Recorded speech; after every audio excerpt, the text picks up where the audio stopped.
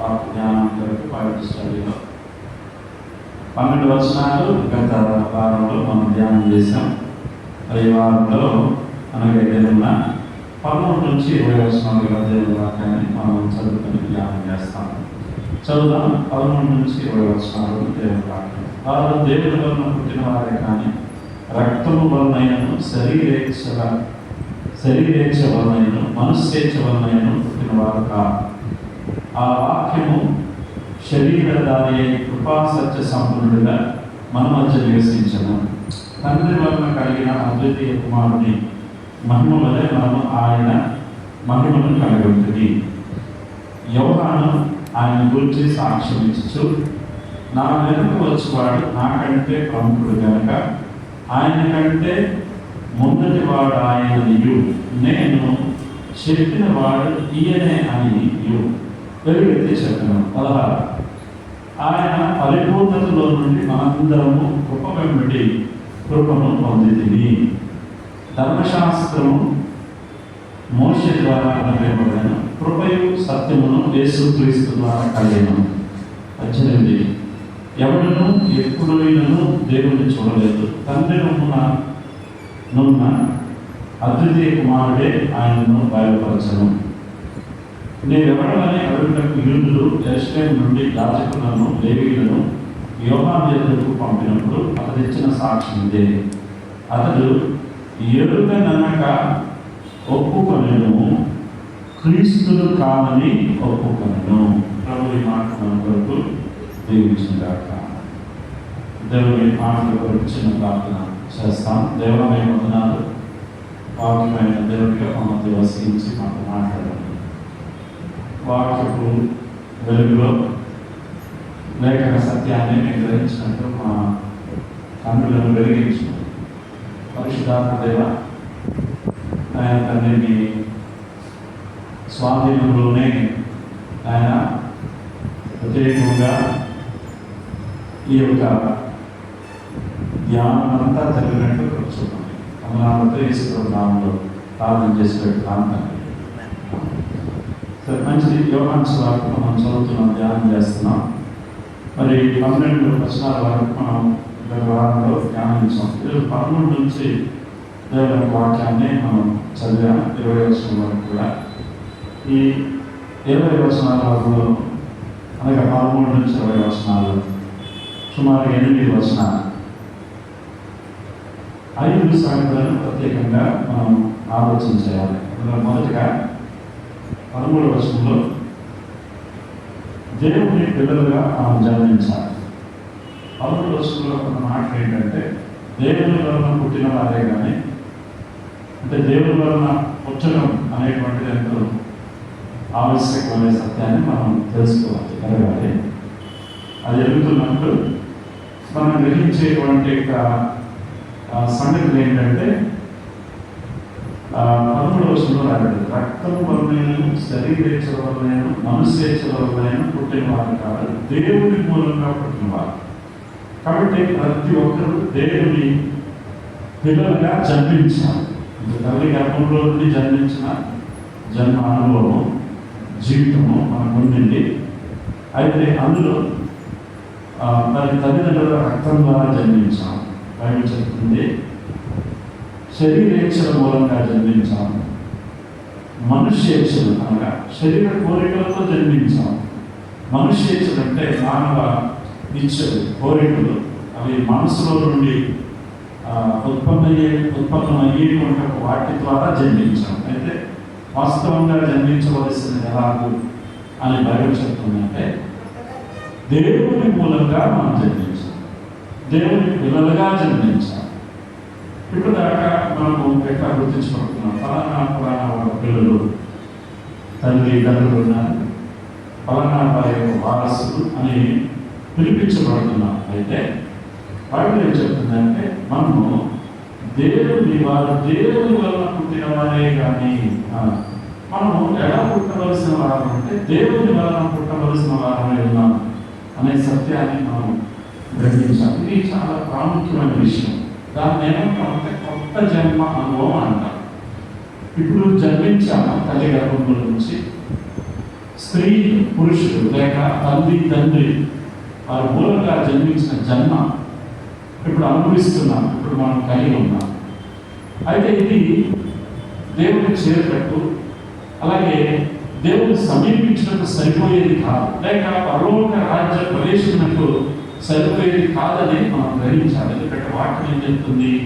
యోహాను సువార్త 3వ అధ్యాయంలో 3వ వచనం యేసు ప్రభువు అన్నారు కదా, అందుకు యేసు అతనితో, ఒకడు కొత్తగా జన్మించిందేనే కానీ అతను దేవుడి రాజ్యమును చూడలేడని నిశ్చయముగా తెలియపరచవచ్చు. సో కాబట్టి దేవుడి మూలంగా, దేవుడి పిల్లలుగా జన్మించాల్సిన అవసరం ఉన్నది. దాన్నే క్రొత్త జన్మ అని మనం పిలవవలసి ఉన్నది. దేవుడి మూలంగా జన్మించాల్సిన యోగ్యత, అర్హతలోనికి మనం ఆ వరుసలోకి వెళ్ళాలి. అది గొప్ప యోగ్యత, అది మంచి అర్హత కదా. మనం దాన్ని పొందాలి. దాన్ని పొందాలంటే మన యొక్క జీవితం అంతా ప్రభుత్వం అర్పించుకోవాలి, ఆయన అంగీకరించాలి, ఆయన విశ్వసించాలి, ఆయనకు సంపూర్ణంగా అప్పగించుకోవాలి. అప్పుడు మనం దేవుడి మూలంగా పుట్టిన వాడు అవుతాం. అర్థమైందండి? ఇది చాలా ప్రాముఖ్యమైనటువంటి ఒక సంగతి. నేను కొన్ని వచనాలు మీకు సోదాహరణంగా చెప్పాలని ఇష్టపడుతున్నాను. అంటే దేవుని వాక్యంలో కొత్త జన్మ అనుభవం ఇవే. చూడు, కొరింథీయులకు రాసిన 2వ పత్రిక 5వ అధ్యాయము 17వ వాక్యం ఏముంది? ఇది మనకు బాగా కంఠస్థమైన వాక్యం కదా. 5వ అధ్యాయం 17వ వాక్యం. కొరింథీయులకు రాసిన 2వ పత్రిక 5వ అధ్యాయము 17వ వాక్యం ఏమనగా, కాగా ఎవడైనను క్రీస్తునందున వాడు నూతన సృష్టి, పాతవి గతించెను, ఇదిగో క్రొత్తవాయను, ఇదిగో క్రొత్తవాయను, పాతవి గతించెను, ఇదిగో క్రొత్తవాయను అనే మాట చూస్తాం. చాలా ప్రాముఖ్యమైనటువంటి విషయం ఇది. అంత మాత్రమే కాదు, తెలుగు బైబిల్లో పేతురు రాసిన మొదటి పత్రిక చూద్దాం. దేవుని వాక్యంలో మనం ఎలా జన్మించవలసినది. మొదటి అధ్యాయం, పేతురు రాసిన మొదటి పత్రిక 1వ అధ్యాయం 22వ వచనం ఒకసారి చూద్దాం.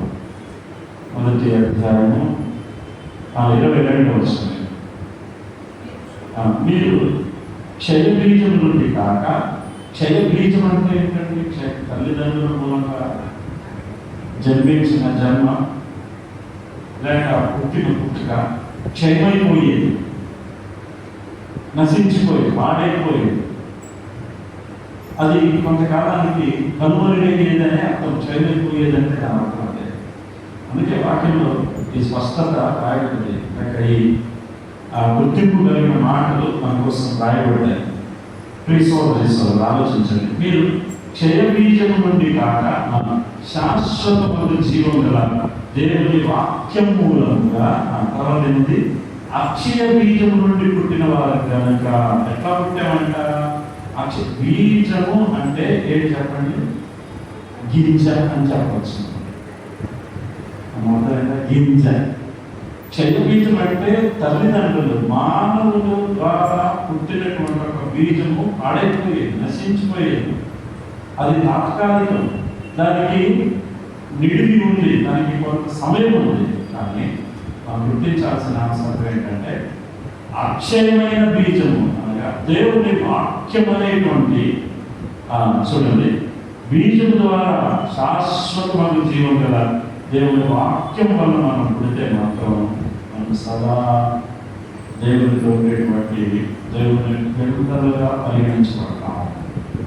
కాబట్టి క్రొత్త జన్మ అనుభవాన్ని 13వ వచనం తెలియజేస్తాం. అదే చదివామా? యోహాను 3వ వచనం చదివిన, 2వ కొరింథీయులకు రాసిన పత్రిక 5:17 చదివిన, పేతురు మొదటి పత్రిక 1:22-23 వచనాలు చదివిన మనం ఆలోచన చేయొచ్చు. మనము అక్షయమగు బీజం నుండి పుట్టాలి.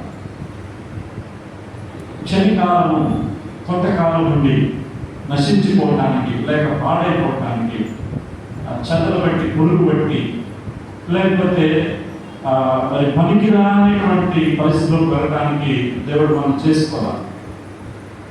మనము సర్వదా నిత్యము ప్రభుత్వం ఉండినట్లుగా ప్రభు తన సంకల్పంలో సత్యవాక్యం వలన శాశ్వతమైన అక్షయ బీజం నుండి మనల్ని పుట్టించను అనే సత్యం మనం తెలుసు. అందుకే క్రీస్తు యేసునందున్న వాడు ఇప్పటి నుంచి నూతన సృష్టి, సమస్తం కొత్తమైనవి, పాతది అనగా తల్లి గర్భములో నుండి వచ్చిన జన్మ పరలోక రాజ్యములకు వెళ్ళడానికి సరిపోవట్ల. అది ఇక రెండవ వాక్యం చూద్దాం, అనగా 14వ వచనం. 14వ వచనం చాలాసేపు చెప్పాల్సి ఉంటుంది, నేను చెప్తాను.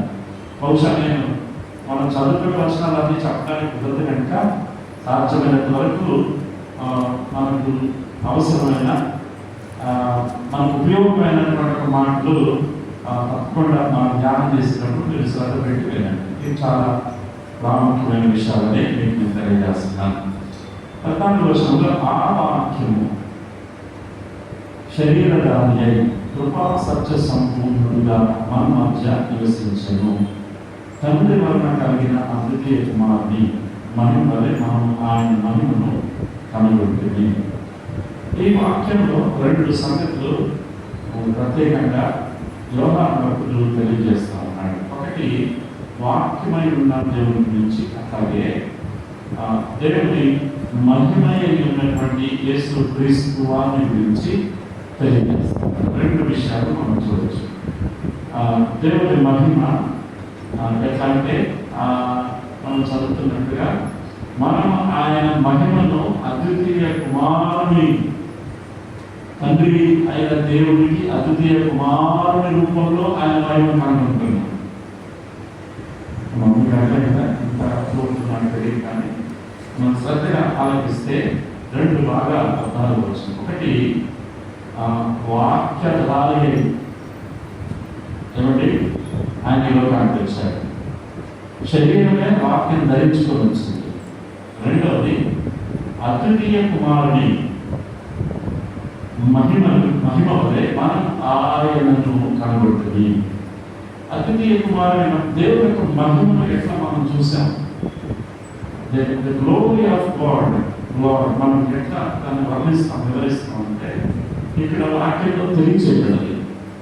ఏమనగా తండ్రి వలన కలిగిన అద్వితీయ కుమారుని, కింద అనుకుంటున్నట్లో జనకైక కుమారుని అనే మాటలు చూస్తున్నాం. ఈయనకున్న ప్రత్యేకత ఏంటంటే, మీరు చదవండి దేవుని వాక్యంలో ఫిలిప్పీయులకు రాసిన పత్రిక, ఈయన పరలోకం నుండి ఏ రీతిగా వచ్చాడో అని చెప్పడానికి కొన్ని రుజువులు మనకి కనిపిస్తాయి. దాన్ని మనం తెలుసుకోవాలి.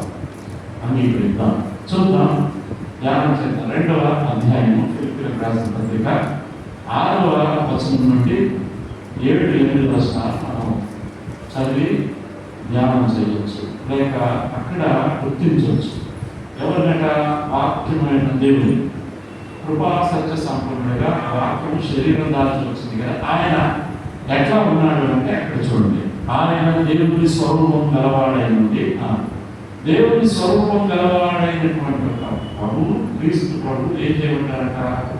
దేవునితో సమానంగా ఉండుట విడిచిపెట్టకూడని భాగ్యమని ఎంచుకునలేదు. దేవునితో తాను సమానంగా చేసుకుంటా, సమానం అనే సంగతి అది విడిచిపెట్టకూడని భాగ్యమే, అంత గొప్ప భాగ్యం. దాని తర్వాత ఏమండి, ఆ మంచి స్థితి నుంచి ఆయన తన స్థాయిని వదిలి, తన యొక్క స్టేటస్ని మరచి ఆయన దిగి రావడానికి ఇష్టపడ్డారు. అందుకని విడిచిపెట్టకూడని భాగ్యమని ఎంచుకోలేదు, ఇంత భాగ్యమని ఎంచుకోలేదు, దాన్ని సైతం మీకోసం నా కోసం ఆయన వదిలిపెట్టుకోవడానికి వచ్చాడు, లేక సిద్ధపడ్డాడు. దాన్ని ఆయన చాలా తేలిగ్గా చూశాడు. చూడండి, దేవుడే ఈ లోకానికి మనిషిగా తన యొక్క రూపం మార్చుకొని ఈ లోకానికి వచ్చాడు. అదే మనం చదువుతున్నాం. వాక్యము శరీరము ధరించుకొని వచ్చిందట.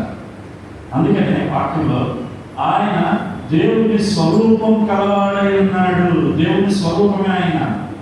అయితే అది ఎంతో గొప్ప భాగ్యం, దాన్ని ఆయన వదులుకున్నాడు. చూడు, ఇంకేముందట వాక్యంలో, మనుషుల పోలికగా పుట్టి. ఇప్పుడు శరీరము ఎట్లా అయిందట చెప్పండి? మనుషుల పోలికలోకి వచ్చేసి, ఏ శరీరము? దేవునితో సమానంగా ఉన్నటువంటి ఒక మరి గొప్పవాడైనటువంటి దేవుని ఔన్నత్యము, మంచితనము, ఆయన ఉనికి, ఆయన పరిశుద్ధత, ఆయన ఉన్నటువంటి ఏమో చెప్పాలంటే సార్వజనిక సర్వభౌమాధికారం వదిలిపెట్టేసుకొని మనిషిగా మారాడు అనే సత్యాన్ని మనం చూస్తున్నాం. అందుకని అక్కడ రాయబడింది, దేవునితో సమానంగా విడిచిపెట్టకూడని భాగ్యం అని ఎంచుకోలేదు, కానీ మనుషుల పోలికగా పుట్టి, మనుషుల పోలికగా దేవుడు ఈ లోకానికి వస్తే ఆయన ఏం గౌరవిస్తాడు? అది తెలిసి ఆయన అట్లా చేయబడ్డాడు. ఇప్పుడు ఒక ఆఫీసర్గా ఉండటానికి ఇష్టపడతారు. ఎప్పుడైనా ఒక ఆఫీసర్ ప్యూన్ అవ్వాలని అనుకోడు. ప్యూన్ అయ్యాడు అనుకో, ఆఫీసర్కి ఉన్న స్టాటస్, చదువు, ఆయనకున్న జ్ఞానము, ఆయనకున్నటువంటి ప్రత్యేకత, గుర్తింపులన్నీ కూడా పోగొట్టుకుంటాడు. కాబట్టి ఆఫీసర్ వదులుకోలేడు, తన యొక్క హోదాను వదులుకోలేడు. అదే కానీ దేవుడు ఏంటంటే చెప్పండి, దైవత్వాన్ని మన కోసం వదులుకున్నాడు, మనుషుల పోలికగా పుట్టి. ఇంకేంటంటే చెప్పండి, దాసుని స్వరూపము ధరించుకొని దాసుడుగా తను తాను ధరించుకున్నాడు, దాసునిగా తను తాను ఎంచాడు, దాసునిగా తను తాను చేసుకున్నాడు. ఇది చాలా ప్రాముఖ్యమైన విషయం కదా. తను తానే వ్యక్తులుగా చేసుకున్నాను. కథలో 8వ వచనం, ఆయన ఆకారమందు మనుష్యుడిగా కనబడి, ఎట్లా కనిపించాడట? దేవుడిగా కాదు, మనుషుడిగా కనబడి. మీరు చూడండి, మనుషుడు ఎంత తగ్గించుకోవాలో ఒక మాదిరిని, అనగా ఒక బేస్ లైన్ను దేవుడు సెట్ చేశారు. ఏమంటే వాక్యంలో మనుషుడిగా కనబడి మరణము పొందినంతగా, అనగా శిలువ మరణము పొందినంతగా విధేయత చూపిన వాడే తను తాను తగ్గించుకున్నాను. ఇప్పుడు ఏం చదివాము మన 14వ వచనంలో? ఆ వాక్యము శరీరధారి అయింది. వాక్యము శరీరధారి అవ్వటం అంటే ఏంటి? ఇక్కడ చదువుతున్నాం కదా, ఆయన ఎట్లా అయిపోయాడు? మనుషుల పోలికగా పుట్టాడు. వాక్యానికి శరీరం వచ్చింది. ఆయన యేసుక్రీస్తు ప్రభు నిలిచి నడుస్తున్న వాక్యం, మనము చదివే వాక్యం, మనం అనుసరించాల్సిన వాక్యం అయ్యాడు యేసుక్రీస్తు ప్రభు. ధర్మశాస్త్రము ఏది చేయలేకపోయిందో ఆయన పరలోకం నుండి దిగి వచ్చి ధర్మశాస్త్రపు యొక్క కట్టుబాటు నుండి మనల్ని విడిపించాడు. ఆయన కృప మన ఎడల విస్తరింపజేసి ధర్మశాస్త్ర సంబంధమైన కాడి నుంచి మనకు విడుదలను కలుగు చేశాడు. ఇది మనం దేవుని వాక్యంలో నుంచి చాలా జాగ్రత్తగా గ్రహించాల్సిన విషయము. అది చెప్తాను. వాక్యము శరీరము ధరించుకున్నా, అదే చూస్తున్నాం మొదటి భాగంలో. ఇంకా కొలస్సీలకు రాసిన పత్రిక చూడండి, ఇక్కడ కూడా ఒక మంచి మాట. 2వ అధ్యాయము 9వ వాక్యం ఏమన్నా ఇక్కడ, యానగా దైవత్వం యొక్క సర్వ పరిపూర్ణత శరీరముగా క్రీస్తునందు నివసించుచున్నది. దైవత్వం యొక్క సర్వ సంపూర్ణత. ఇప్పుడు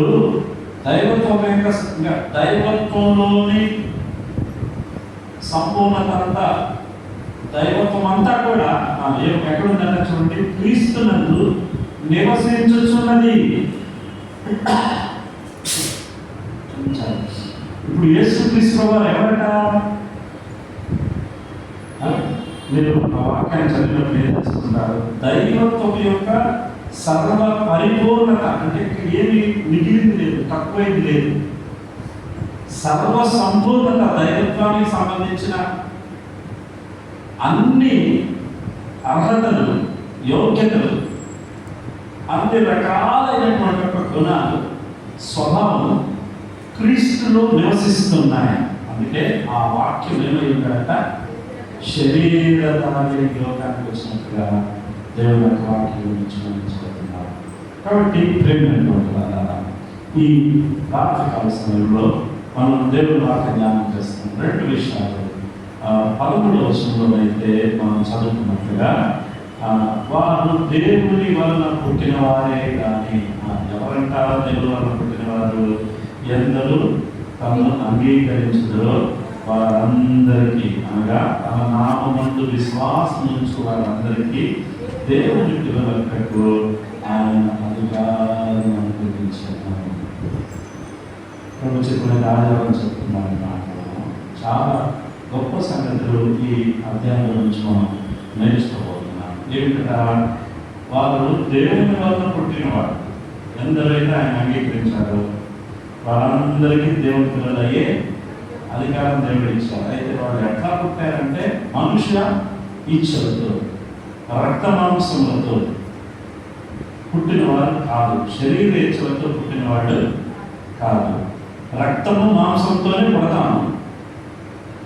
చూడండి, రక్తం వలన పుట్టినవారు కాదు, శరీరేచ్ఛ వలన కాదు, మనుష్యేచ్ఛ వలన కాదు, దేవుని మూలంగా, దేవుని వలన పుట్టిన వాళ్ళంతా కూడా ఎక్కడ ఉంటారట? దేవుని సంబంధులుగా ఉంటారు.